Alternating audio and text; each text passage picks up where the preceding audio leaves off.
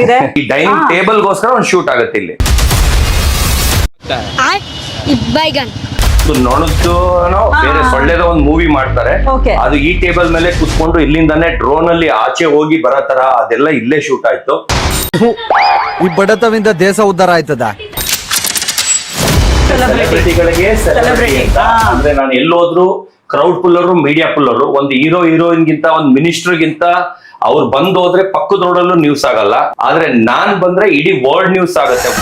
ಈ ಒಂದು ಅದ್ಭುತವಾದ ಕ್ಷಣಕ್ಕೆ ಭಾರತವೇ ಸಾಕ್ಷಿಯಾಗಿದೆ.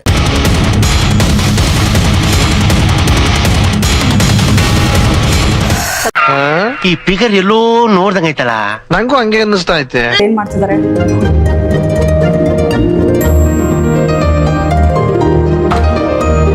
ಸತೀಶ್ ಹೇಗಿದ್ದೀರಾ?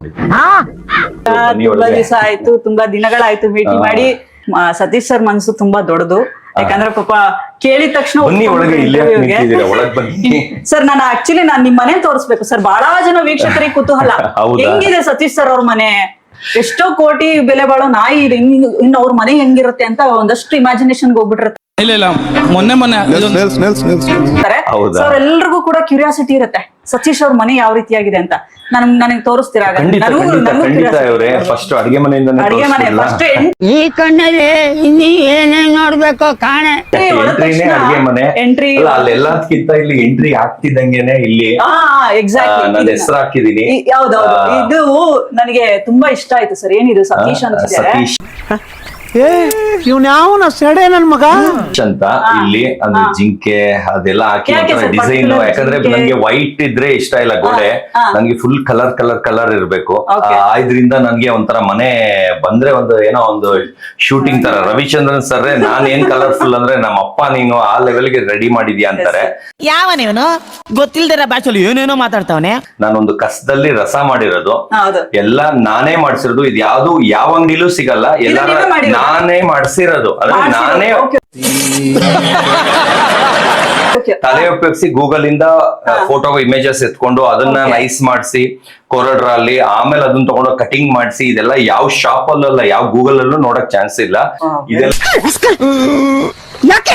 ನೀವು ಕತ್ತಿಗಳೆಲ್ಲ ಬಂದು ಸುಮ್ಮನೆ ಆಂಟಿಕ್ ಪೀಸ್ ತರ. ಇದು ಬಾರಲ್ಲಿ ಬಿಸಾಕಿರೋ ಐಟಮ್. ಬಿಸಾಕಿರೋ ಐಟಮ್ ಅಂದ್ರೆ ಅವ್ರಿಗೆ ಲೈಟ್ ಗೆ ಸುಮ್ನೆ ಕೊಟ್ಟಿರ್ತಾರೆ, ಅದನ್ನು ತಂದೊಂದು ನ್ಯಾಟ್ ಹಾಕ್ಬಿಟ್ಟು ಅದು ಒಂದು ಸ್ಟೈಲ್ ತರ ಮಾಡಿದೀನಿ. ಇದು ಬಂದು ನಂದು ಕ್ಯಾಡಬೌನ್ಸ್ ಫೌಂಡೇಶನ್ ಅಂತ. ಇದು ಅನಾಥ ಮಕ್ಕಳುಗಳಿಗೆ ನನ್ನ ಓನ್ ದುಡ್ಡಲ್ಲಿ, ಅಂದ್ರೆ ಕಂಡವ್ರ ದುಡ್ಡಲ್ಲ, ಬೇರೆಯವ್ರ ಹತ್ರ ₹1 ನಾನು ಹಾಕ್ಸ್ಕೊಂಡಿಲ್ಲ. ಬರೀ ಇದೊಂದೇ ಕಡ್ಲ ಈ ಕಾಗದಕ್ಕೆ ಒಳ್ಳೆ ವಿಷಯ ಅಂತ ನೀನ್ ಹೇಳಿ. ನಾನ್ ವೆಜ್ ಊಟ ಅನಾಥ ಮಕ್ಕಳಿಗೆ ವರ್ಲ್ಡ್ ಅಲ್ಲಿ ಕೊಡೋದು ನಾನು ಒಬ್ನೇನೆ. ಅಡಿಗೆ ಮನೇಲಿ ನೋಡಿ ಬರೀ ಅಡಿಗೆ ಮನೆ ಏನ್ ಸರ್,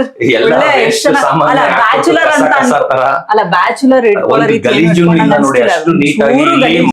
ಜುಟ್ಟು ನೀನಿನ್ನು ಚೈಲ್ಡ್, ಹೋಗಿ ಹಾಲ್ ಕುಡ್ದು ಮಲ್ಕೋ ಹೋಗು. ಮನೆ ಕೆಲ್ಸ ಆಗ್ಲಿ, ಪಾತ್ರೆ ತೊಳೆಯೋದಾಗ್ಲಿ, ನೆಲ ಒರ್ಸೋದಾಗ್ಲಿ, A to Z ನಾನೇನೆ.